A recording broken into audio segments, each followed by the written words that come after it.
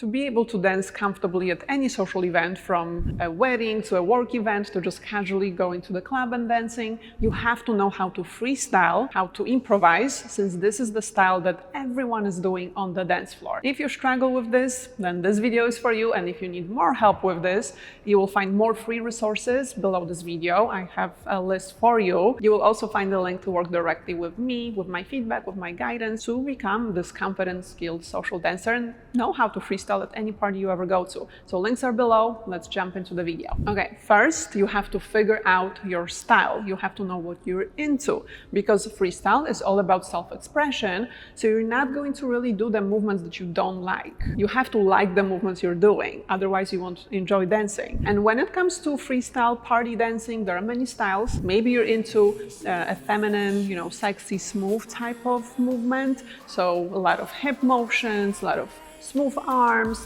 body rolls, figure eights, stuff like that. Maybe you're into groove moves. Maybe it's more about just grooving to the music, moving the torso a lot, shoulders, arms. Or you might be into complex movements, maybe some technical footwork, maybe sliding, gliding, hip hop, So there are so many different options, and you have to kind of have a general direction of where you're going so that you don't spend time or too much time learning the movements that you don't like and you won't use. I can tell you that my style is a mix of maybe feminine, sexy, and then also technical moves.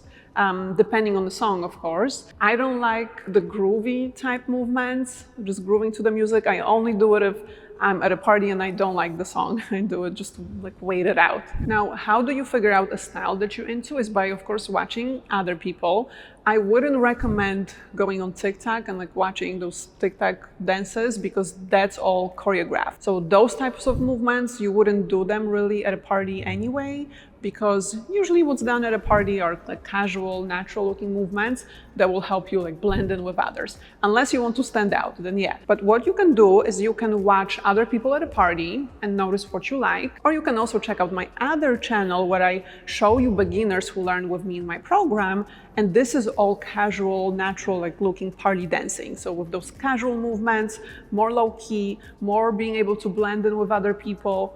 But my students also do different styles, so you can see what you're into there. And this will basically give you an idea of what style of movements you're into, so you don't end up doing the movements that you don't like. Number 2, to get better at freestyle, you have to practice. You cannot get better at dancing without dancing, obviously. And when it comes to freestyle dancing, there's actually 2 ways that I recommend practicing.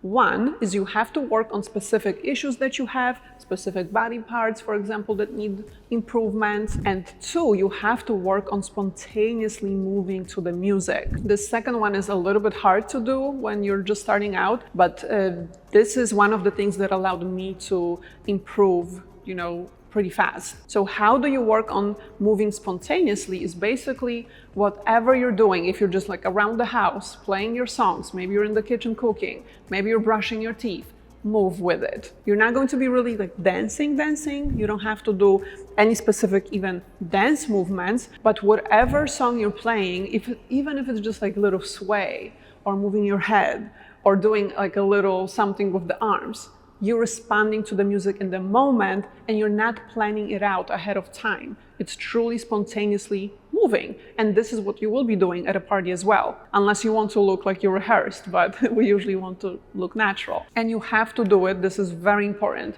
you have to do it without judgment. In the moment when you're doing those little movements, you don't care about how you look like. You don't want to be thinking, am I doing it right? Does it look okay? It doesn't matter. You just have to get the movement out of your body. Don't think about what to do next as much. Just let the movement happen. And it will take some practice. It's not going to be easy right away, by no means. You have to, the more you do it, the easier it gets. And at this point, it doesn't also matter how many movements, how many dance moves you know.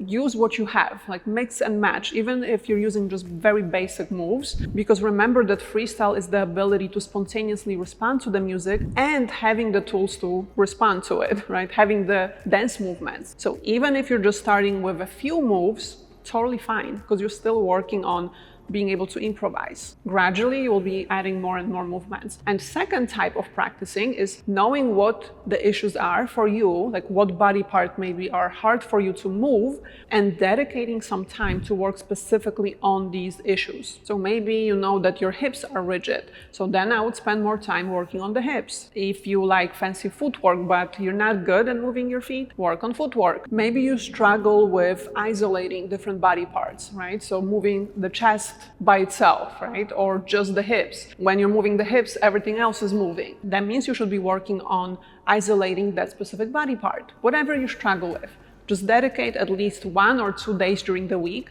to work on these specifically. And you want to work on those problematic areas so that once you're on the dance floor, you don't feel limited. Like you don't feel, oh, I want to move the hips, but I know my hips don't look that good, so I'm not going to. That's not a good feeling. You want to be able to move everything and feel free. I would also, once in a while, maybe not every single time, but once in a while, I would also film yourself dancing to see what else can be improved. Number 3, you have to work on your transitions, because when we freestyle, the movements have to flow together. You should be able to smoothly go from one to the next without having to put too much thought into it. The movements, they cannot look rehearsed, and also you cannot be memorizing a sequence of steps ahead of time. Like you can't be learning choreography and then doing it on the dance floor. That won't look good. So usually when you're on the dance floor, and you have to switch between the steps, the decision to know what to do next, it should take like a split second. So it's very quick. And to be prepared for that, you have to practice as if you were dancing at a party or in the club at a wedding. So that means practicing how to transition all kinds of different ways before you even step